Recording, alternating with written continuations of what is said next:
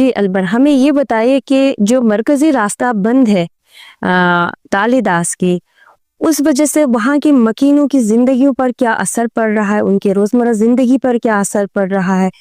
کوئی متبادل راستہ بھی ہے کہ نہیں؟ بسم اللہ الرحمن الرحیم. بہت بہت شکریہ شامل پروگرام کرنے کے لیے. آپ نے بہت اہم ٹاپک پہ بات کرنے کے لیے اس پروگرام میں بھی شامل کیا. میں اس کا شکریہ ادا کرنا چاہوں گی. دیکھیے، جو حالیہ سیلاب تھا گلگت بلتستان کا، جسے پورا پاکستان میں یہ بات جو ہے وہ ہائی لائٹ ہوئی کہ جی پھٹنے کا واقعہ پیش آ گیا، اور اس سے ایک بڑے پیمانے پہ جو ہے وہ انفراسٹرکچر کو نقصان پہنچا.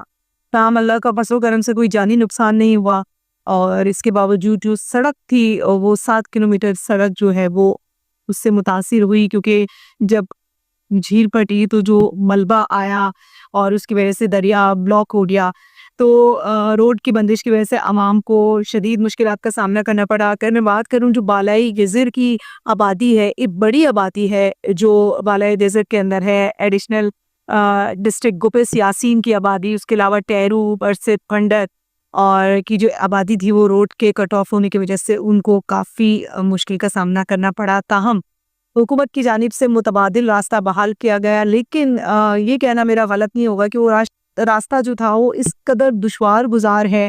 عوام کو بھی اس پہ کافی تحفظات رہے. عوام کا کہنا ہے کہ وہ راستے پہ سفر کرنے سے 7 کلومیٹر کا جو کوئی کم و بیش عوام سفر کرتی ہے اس میں کئی گھنٹے لگ جاتے ہیں. تاہم وہ راستہ ایمرجنسی کی صورت میں کھولا گیا.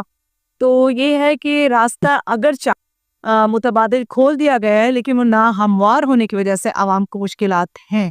اور جو ٹریکٹر مالکان ہیں یا جو ٹرانسپورٹرز ہیں، ہماری ان سے بات ہوئی تو ان کا بھی یہی کہنا ہے کہ ہم اوور لوڈڈ گاڑیاں وہاں سے گزرنے میں، چھوٹی گاڑیوں کو گزرنے میں مشکلات ہیں. اس کے علاوہ اگر ہم یہ بات کریں کہ علاقے میں مہنگائی پڑ رہی ہے روڈوں کی بندش کی وجہ سے یا روڈ ہموار نہ ہونے کی وجہ سے، تو یہ بھی عوام کو سامنا ہے. جو گندم آتا ہے کوٹا گندم آتا ہے حکومت کی جانب سے، وہ اب تک نہیں پہنچ سکا ہے. تو علاقے کے اندر جو ہے وہ غذائی قلت کا بھی عوام کو سامنا ہے.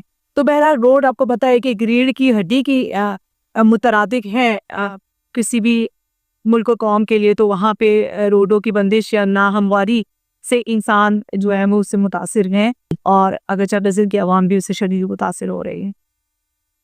اچھا، جو جھیل بنی ہوئی ہے اس کے لیے کوئی تکنیکی اقدامات جیسے اسپل ویز کھولنے کا یا دریا کا رخ موڑنے کا بھی اس پر کوئی غور ہو رہا ہے کہ نہیں؟ جی بالکل، اس پہ عوام بھی کافی جو ہے مطالبات کر رہی ہے. چند دن پہلے ہم نے دیکھا